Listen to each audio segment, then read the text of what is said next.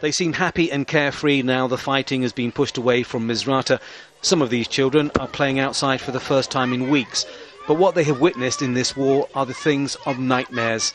I was really scared during the shelling. I asked my mum to pray to God and asked, why do they want to kill us?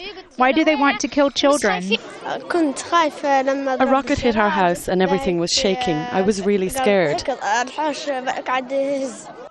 Thousands of rockets, shells and bullets ripped the city apart in nearly 2 months of fighting.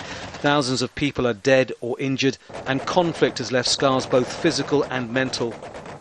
Rabia is 10 years old. She's lost friends in shelling and her beloved cat Tiger, killed in a Grad rocket attack on her home. They hit very hard with rockets and there were big explosions, and I saw her head was cut off by shrapnel. I saw her lying dead.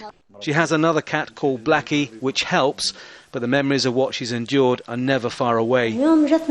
After the cat was killed, she was really upset. She can't stay in the house by herself anymore. Someone always has to be with her.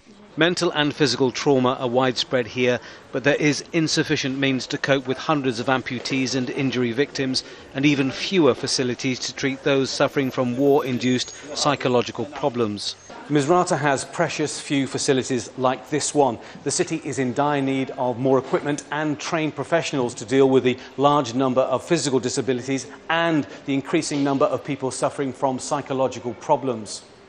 Adults too are fighting their demons, everyone from soldiers who've been wounded and disfigured, to hospital staff treating horrifying injuries, to families coping with the loss of their loved ones. Aisha was injured by shelling. Physically, she's been left a paraplegic. Mentally, she is seriously disturbed. If the patient is in a bad situation, you need a specialist to make them relaxed and to try and teach them to take the bad things out of their head, to empty the mind. There are serious shortages of trained Arabic-speaking personnel who can tackle the growing psychological problems here, but the longer they are left, the harder they will be to cure. Priorities now, for the time being, is for psychological and psychiatric cases. The team that we have, honestly, is not in shortage, is not enough to cover 500,000 populations of our cities. And the other things that the psychological trauma, not all of them, they come to the hospital. Some of them, they are in the shelters, they are in the school. But these problems are not a priority.